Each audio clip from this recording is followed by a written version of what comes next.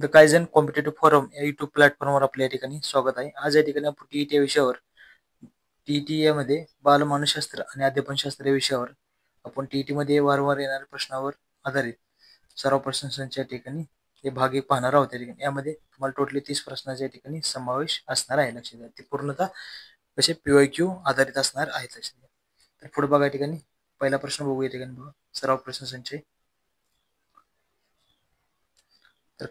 खालीलपैकी कोणती व्याख्या बालविकासाकडे अंगुली निर्देशित करते? लक्षात घ्या, बालकाचा जन्म अवस्थेपासून कुठल्या जन्म अवस्थेपासून ते कसं प्रौढ अवस्थेपर्यंतचा विकास कसा होतो हे शास्त्रीय पद्धतीने अभ्यासणारे शास्त्र म्हणजे कसं बाल विकास शास्त्र असते. लक्षात घ्या, हे सुद्धा इथे तुमचं बरोबर आहे. सेकंड ऑप्शन बघा, या ठिकाणी बालविकास म्हणजे कसं गर्भधारणेपासून ते प्रौढ अवस्थेपर्यंत या ठिकाणी बालकाची वाढ आणि काही ठिकाणी बालकाचा अभ्यास करणारी स्वतंत्र अशा ठिकाणी शाखा आहे. लक्षात, हे सुद्धा तुमचं वाक्य बरोबर आहे. तिसरं बघा, या ठिकाणी जर लहान बालकांना आई वडील किंवा तत्सम व्यक्तीकडून विश्वास मिळाला तर त्याचा विकास निकोप किंवा निपोकांनी काय निरामय होतो. पण जर बालक ह्या विश्वासाला लहानपणीच मुकले तर व्यक्तीमध्ये अनेक अडथळ्यांनी समस्या सुद्धा निर्माण होतात. लक्षात, हे सुद्धा वाक्य तुमचं बरोबर आहे. म्हणजे तुमचं अंगुली निर्देशित करते निष्काळजी सर्व ऑप्शन बरोबर असल्यामुळे या ठिकाणी 4 नंबर ऑप्शन तुमच्या ठिकाणी बरोबर ठरेल. लक्षात, 1 ला 4. बाल विकासाशी संबंधित नसलेला लेखक असा विचारला. संबंधित नसलेला लेखक कुठला आहे? बघा, E.V. हरलॉक ठिकाणी पहिला ऑप्शन दिलाय. दुसरा कुठला? सरोजिनी सायवर्शियन. नंतर तिसरा कुठला आला? इरिक्सन. दुसरा चौथा कुठला आला? F.W. टेलर. या ठिकाणी 4 ऑप्शन तुम्हाला या ठिकाणी दिलेले आहेत. लक्षात घ्या. ठिकाणी तर पहिले 3 जे आहेत या ठिकाणी काय बालविकासाशी संबंधित लेखक आहेत. लक्षात घ्या. आणि F.W. टेलर हे बालविकासाशी संबंधित लेखक नाहीत. लक्षात घ्या. त्यामुळे 1, 2, 3 हे तुमचं म्हणजे या ठिकाणी बरोबर आहे. आणि चुकीचं आपल्याला प्रश्न काय विचारलाय? चुकीचं विचारलाय. त्यामुळे 4 नंबर तुमच्या ठिकाणी उत्तर हे बरोबर असेल. तिसरा भाग या ठिकाणी बालविकासाच्या संदर्भात चुकीचे विधान कोणत्या ठिकाणी विचारले? चुकीचे विधान विचारले. बालविकासाची प्रक्रिया कशी गुंतागुंतीची आहे? हे पहिलं बरोबर आहे. बालविकासाची प्रक्रिया खंडित स्वरूपाची आहे. खंडित स्वरूपाची असते का? नसते. त्यामुळे चुकीचं तुमच्या ठिकाणी उत्तर हेच बरोबर 2 नंबरचं तुमचं असेल. बघा, विकासाची प्रक्रिया ही अखंड चालणारी कशी अखंडपणे चालणार 3 नंबर बरोबर. चौथं भाग ठिकाणी विकास होत असताना सूक्ष्मपणे होत असतो. कसा? सूक्ष्मपणे हळूवारपणे होत असतो. लक्षात घ्या. ठिकाणी हे तुमच्या ठिकाणी बरोबर ठरेल. लक्षात घ्या. बघा, ठिकाणी बालविकासामध्ये खालील बाबीचा समावेश होतो बा. कुठला? शारीरिक विकास, बौद्धिक विकास, नंतर भावनिक विकास, नंतर कुठला आला ठिकाणी मानसिक विकास या ठिकाणी येतो. लक्षात घ्या. या ठिकाणी तर ऑप्शन काय दिले? केवळ 1, 2, 3, केवळ 2, 3, 4, केवळ काय दिले? कनी 1, 4 किंवा 1, 2, 3, 4 असं काही ठिकाणी वेगवेगळे ऑप्शन 4 तुम्हाला या ठिकाणी दिलेले आहेत. लक्षात घ्या. ठिकाणी तर 4 नंबरला या ठिकाणी काय तुमचं उत्तर या ठिकाणी बघा, शेवटचं 4 नंबर तुमच्या ठिकाणी उत्तर असेल. लक्षात घ्या. म्हणजे बालिक विकासामध्ये खाली बाबी समावेश होतो. म्हणजे कुठला? शारीरिक विकास येतो तुमचा, भावनिक विकास येतो, बौद्धिक येतो, मानसिक. म्हणजे 4ही ऑप्शनच्या ठिकाणी काय समावेश तुमचा होतो. लक्षात. 5वा भाग या ठिकाणी ऑप्शन 5वा प्रश्न, बालविकासामध्ये खालील बाबीचा समावेश होत नाही. लक्षात. कुठला? आर्थिक विकास, बौद्धिक विकास, भावनिक विकास, चौथा कुठला ठिकाणी मानसिक विकास. असे 4 ऑप्शन या ठिकाणी दिले. पण समावेश कुठला होत नाही असं विचारले? बालविकासामध्ये होत नाही असं विचारले तुम्हाला. तर बघा, या ठिकाणी कुठला येईल तुमच्या ठिकाणी? पहिला जो आर्थिक विकास आहे, आर्थिक विकासाची बालकाच्या ठिकाणी काही संबंध नसतो. लक्षात घ्या. ठिकाणी बालकाचा विकास आणि आर्थिक विकास काही संबंध. त्याचा बौद्धिक क्षमतेचा विकास महत्वाचा आहे. त्याचा भावनिक जे काय भावनेचा विकास होणे गरजेचं आहे. त्याचे मानसिक दृष्टी सुद्धा काय त्याचा विकास होणे या ठिकाणी गरजेचं आहे. लक्षात. तुमच्या ठिकाणी समावेश होत नाही तर कुठल्या ठिकाणी येईल? तुमचा 3 नंबर ऑप्शन येईल. लक्षात. म्हणजे विकास आर्थिक विकास होणार नाही.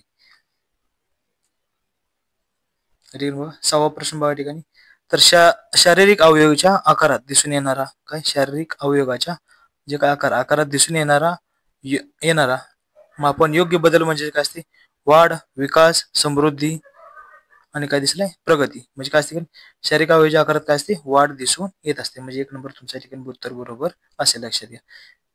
वाढ महत्वाची असते शारीरिक अवयव हाडाची ते अशा प्रकारे. 7वा ठिकाणी प्रगतीच्या स्वरूपात होणाऱ्या बदलाची प्रक्रिया म्हणजेच डॅश म्हणजे काय असते या ठिकाणी? होय. म्हणजे काय? वाढ, विकास, समृद्धी आणि प्रगती. बघा, प्रगतीच्या स्वरूपात जी प्रगती होती म्हणजे त्यात प्रगती जी असते ना त्यात काय असतं? तुमचा चांगल्या प्रकारे काय झालं पाहिजे, विकास असतो. लक्षात घ्या.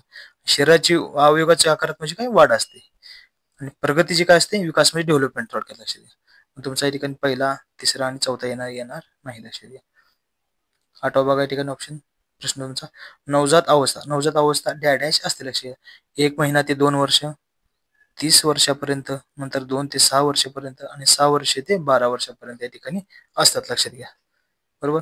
तर या ठिकाणी काय ठरेल तुमचा, नवजात अवस्था किती असते, 30 दिवसापर्यंत या ठिकाणी असते. लक्षात घ्या. 3 नंबर ऑप्शन, 2 नंबर ऑप्शन तुमच्या ठिकाणी बरोबर, 2 नंबरचा बरोबर ठरेल, 30 दिवसापर्यंत. पुढचा बघा इथे 9वा बघा क्वेश्चन. अत्यंत महत्वाचे प्रश्न आहेत बघा या ठिकाणी, व्हेरी IMP बघा. शेष अवस्था म्हणजे काय ठिकाणी, 1 महिना 2 वर्ष, 30 दिवसापर्यंत, 2 ते 6 वर्ष आणि चौथ्या ठिकाणी 6 ते 12 वर्ष असे वेगवेगळे 4 ऑप्शन दिलेत बघा या ठिकाणी.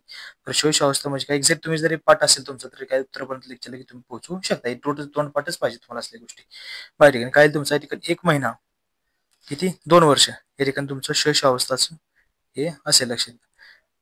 10वा बघा या ठिकाणी बालावस्था म्हणजे काय असते, डॅडेस असते. 1 महिना 2 वर्ष, 30 दिवसापर्यंत, 2 ते 6 वर्ष आणि 6 ते 12 वर्ष असे वेगवेगळे दिलेले असते. तर काही ठिकाणी तुमचं लक्षात घ्या, 2 ते 6 वर्ष म्हणजे काय असते, बालावस्था या ठिकाणी असते. लक्षात उत्तर असेल.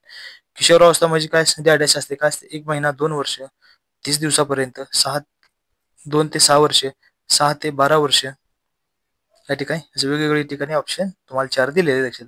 तर काही ठिकाणी किशोरावस्था म्हणजे काय, 6 ते 12 वर्ष म्हणजे काय, किशोरावस्था असेल. लक्षात. 12वा ठिकाणी औपचारिक शिक्षणाची सुरुवात करण्यासाठी बालकाची योग्य वय कोणती असते, योग्य वय असं विचारले. 6 वर्षे, 5 वर्षे, 3 वर्षे, 2 वर्ष असे दिले. शिक्षणासाठी कुठलं तुमचं 6 वर्ष या ठिकाणी असेल. 12ला 1 नंबर ऑप्शन बरोबर असेल. लक्षात. 5 वर्ष नसते, 6 वर्ष. 13वा या ठिकाणी बालवाडी अंगणवाडी चे शिक्षण कोणत्या अवस्थेत दिले जाते. लक्षात घ्या. नवजात अवस्था, शेष अवस्था, किशोरावस्था आणि काय कुमार अवस्था दिलेत. कुठल्या दिले जाते या ठिकाणी बघा, तर शेष अवस्थामध्ये काय दिले, बालवाडी आणि काय अंगणवाडीच्या ठिकाणी शिक्षण दिले जाते. लक्षात घ्या. तर 14वा या ठिकाणी बघा प्रश्न, बाल विकासाच्या योग्य क्रम दर्शवणारा पर्याय निवडा. नवजात अवस्था, शेष अवस्था, किशोरावस्था, कुमार अवस्था असे 4 ऑप्शन दिलेत. लक्षात. खाली बघा ठिकाणी शेष अवस्था असते, चौशा नसते, आधी काय असते, नवजात अवस्था असते. लक्षात घ्या. त्यामुळे तिसरा दुसरा ऑप्शन तुमचं जाईल. नवजात अवस्था बरोबर आहे. तर किशोरावस्था असते का सुरू लगे काय असते, नवजात अवस्थेनंतर शोष अवस्था पाहिजे. त्यामुळे हा तुमचा सुद्धा ऑप्शन तिसरा गेला. नवजात अवस्थेनंतर शोष अवस्था, शोष अवस्थेनंतर काय किशोर, कुमार दिले आणि किशोर काय असते, कुमार अवस्था शेवट असते, त्याच्या आधी काय किशोर अवस्था या ठिकाणी पाहिजे. लक्षात घ्या. त्यामुळे तुझा चौथा सुद्धा या ठिकाणी तुमचा ऑप्शन चुकेल. म्हणजे काय पहिला ऑप्शन बरोबर आहे. नवजात अवस्था, शोष अवस्था हा कीवर्ड लक्षात ठेवा, किशोर अवस्था आणि काय कुमार, किशोर आणि कुमार असा वेगवेगळे हे बालविकासाचे काही ठिकाणी योग्य वाढीचे क्रम आहेत. लक्षात. चौथा बघा, शेष अवस्थेतील नसणारे लक्षण ओळखा. शेष अवस्थेत नसणारे लक्षण ओळखा. पहिला ऑप्शन बघा ठिकाणी 1 महिना ते 6 वर्ष, 1 महिना ते 6 वर्ष वयोगटातील कालावधी असतो. लक्षात द्या. दुसरा बघा ठिकाणी या वयातील मुले सतत प्रश्न विचारत असतात. काय दिले, सतत प्रश्न विचारत असतात. चौथा बघा. तिसरा बघा, विषमलिंगी शारीरिक आकर्षण निर्माण होते. काय विषमलिंगी शारीरिक आकर्षण या ठिकाणी निर्माण होते. शेष अवस्थेत असते काय, हे तिसरा ऑप्शन तुमचा नसणार आहे शारीरिक आकर्षण संदर्भात. तर चौथ्या ठिकाणी बघा, अनौपचारिक शिक्षण आवश्यक असते. काय अनौपचारिक शिक्षण या ठिकाणी आवश्यक असते. लक्षात घ्या. म्हणजे 15ला काय असेल ठिकाणी तुमचं 3 म्हणजे नसणारे विचार आहे. त्याने विषमलिंगी शारीरिक आकर्षण या ठिकाणी नसते. लक्षात काय नसते. काय 1 ते 6 वर्ष वयोगटातील कालावधी असतो. वयोगटातील मुले सतत प्रश्न विचारतात आणि अनौपचारिक शिक्षण आवश्यक असते. लक्षात घ्या. पुढे बघा ठिकाणी 16वा, वंश परंपरेनुसार आईवडिलाकडून मुलांना प्राप्त होणाऱ्या गुणदोषांना डॅडेश असे म्हणतात. काय जे काही गुणदोष असतात त्याला काय म्हणतात की वांशिक भेद, अनुवंशिकता, लिंगभेद आणि वर्तनभेद. वर्तनभेद तर नसणार आहे, लिंगभेद नसणार आहे, वांशिक नसणार, काय अनुवंशिकता असते. आईवडिलापासून आईवडिलाप्रमाणेच मुले असं म्हणतात. 2 नंबर उत्तर बरोबर असेल. प्रत्येक व्यक्तीमध्ये गुणसूत्राच्या डॅड्या जोड्या असतात. किती, 46 दिले, 22, 23 दिले आणि 20 दिले. किती असतात या ठिकाणी जोड्या, 23 दोन्ही असं 46 केले जातात. जोड्या विचारले त्यांनी. 17ला काही ठिकाणी येईल तुमचं 23 म्हणजे 3 नंबर ऑप्शन येईल. तर स्त्रियाच्या पेशीमध्ये डॅडॅश गुणसूत्रे असतात. 23, 46, 44, 22. लक्षात घ्या. बरोबर. किती 18ला काही ठिकाणी 2 येईल. या ठिकाणी काय आता विचारलं बघा, ते विचारताना गुणसूत्र विचारायचं, लक्षात घ्या. या ठिकाणी गुणसूत्राच्या जोड्या किती असतात? 23, आणि 23 गुणिले 2 असं करून काही ठिकाणी केलं जातं. लक्षात, 23 गुणिले 2 म्हणजे किती? 46 असं झालं. लक्षात घ्या. हे गुणसूत्राच्या जोड्या 23 आणि त्याला मल्टिप्लाय केल्यानंतर गुणसूत्रे तयार होतात. लक्षात, असं असतं. 19 बघा ठिकाणी, स्त्री व पुरुषाच्या मिलनाच्या वेळी डॅडॅश लैंगिक गुणसूत्राचा संयोग झाल्यास मुलाचा जन्म होतो. बघा, श आणि य, य आणि य, श आणि श आणि वरील सर्व. म्हणजे काय साठी बघा, पहिलं काय, श आणि य या ठिकाणी स्त्री व पुरुषाच्या मिलनाच्या वेळी श आणि य लैंगिक गुणसूत्राचा संयोग झाल्यास मुलाचा जन्म या ठिकाणी होत असतो. लक्षात घ्या. 1 नंबर तुमचं बरोबर असेल. 19. 20 म्हणजे काय, स्त्री व पुरुषाच्या मिलनाच्या वेळी डॅडॅश लैंगिक गुणसूत्राचा संयोग झाल्यास मुलीचा जन्म होतो, असं विचारलंय तुम्हाला. वरती मुलाचा विचारला होता, हे तुमचं श आणि य होतं.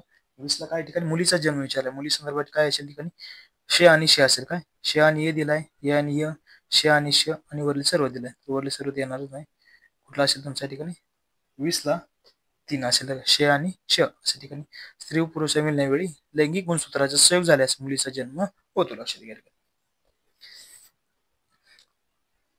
पुढे 21वा प्रश्न बघा. ठिकाणी शिक्षण अधिक प्रभावी होऊ शकते जर विद्यार्थ्यांना स्वतः कार्य करणे व त्यावर नियंत्रण करण्याची स्वायत्ता दिली गेली तर विद्यार्थ्याचे अध्ययन हे शिक्षकाद्वारे निर्देशित व नियंत्रित केले जात असेल तर होणार नाही.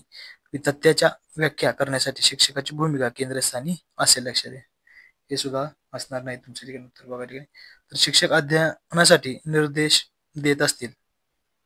चौथा सुद्धा पहिल्या ठिकाणी 1 नंबरचा ऑप्शन तुमच्या ठिकाणी बरोबर असेल. लक्षात द्या, विद्यार्थ्यांना स्वतः कार्य करणे त्यावर स्वतः नियंत्रण करण्याची स्वायत्ता दिली गेली तर ते काय करतील?